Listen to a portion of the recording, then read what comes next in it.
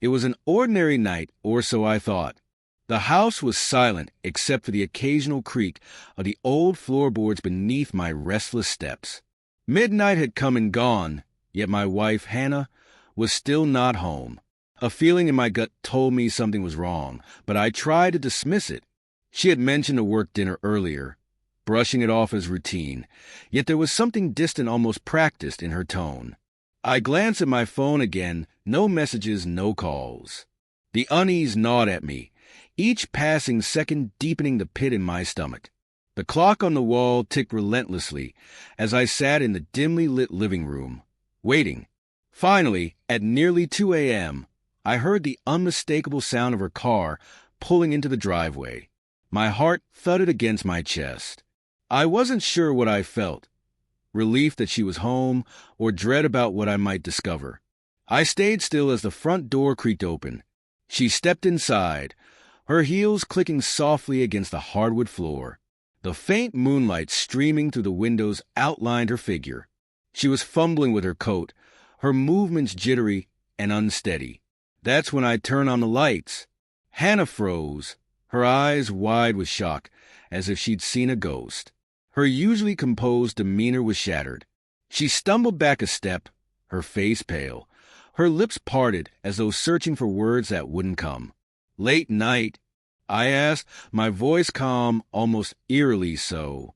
I leaned back in the armchair, a glass of scotch in my hand, my eyes fixed on her. She swallowed hard, her throat working as if it had turned to sandpaper. "I told you it was a work dinner," she stammered.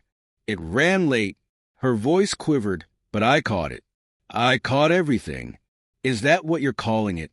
I asked, raising an eyebrow. I took a slow sip of my drink, letting the silence linger. Funny, work dinners don't usually leave lipstick stains on a man's collar. Hannah's face went pale as she instinctively touched her neck, brushing against her own crimson lipstick. The room seemed to shrink around us, the air heavy with unspoken truths. "Daniel, I can explain," she started, her voice trembling. "Don't," I interrupted sharply. I stood, placing my glass carefully on the coffee table. My movements were deliberate, controlled, but my mind was racing.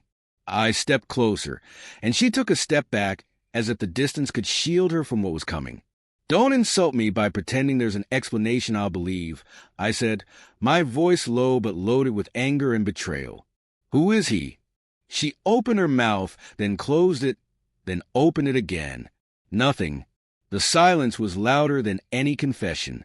I made a mistake," she finally whispered, tears welling in her eyes. "It meant nothing, Daniel. It was stupid, and I regret it." "Stop," I said, my voice cold and sharp. I looked at her, really looked at her. This was a woman I'd loved for 10 years, the woman I'd built a life with, shared dreams with. And now, she was a stranger standing in my home. "It meant nothing?" I repeated, my laugh bitter and humorless. "Do you think that makes it better? That it was so meaningless to you, yet you were still willing to throw everything away for it?" Her tears fell freely, streaking her carefully applied makeup. "Daniel, please. It was a mistake. We can get through this. I love you." Love. The word hit me like a slap. Love isn't sneaking around behind your partner's back. Love isn't coming home at 2 a.m. smelling like someone else's cologne. Love is trust, and you've destroyed it. I walked past her, grabbing my jacket from the coat rack. "Where are you going?" she asked, panic in her voice. "Out," I said without looking back. "Don't wait up." I didn't sleep that night. I drove aimlessly through the city, past streets we walked together so many times before. Memories of better days mocked me with their sweetness. The betrayal cut deeper with each passing hour. But somewhere in the early morning, my pain turned into something else. Resolve. I wouldn't let her destroy me. If she thought she could treat our marriage like a disposable convenience, she was wrong. When I returned home, the house was quiet. Hannah was either asleep or pretending to be. It didn't matter. I had plans to make. In the weeks that followed, I played the role of the understanding husband.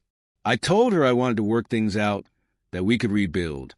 I went to therapy with her, listened as she poured out her guilt and regret. I nodded, reassured her, even held her as she cried. All the while, I was preparing for my revenge. First, I gathered evidence, text messages, emails, photos, everything I could find.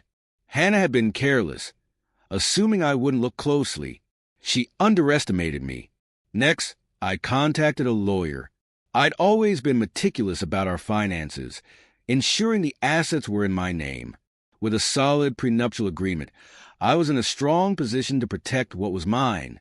The final piece was the most satisfying. I tracked down the man she'd been seeing, a smug coworker named Matt. Married, as it turned out. I didn't confront him directly.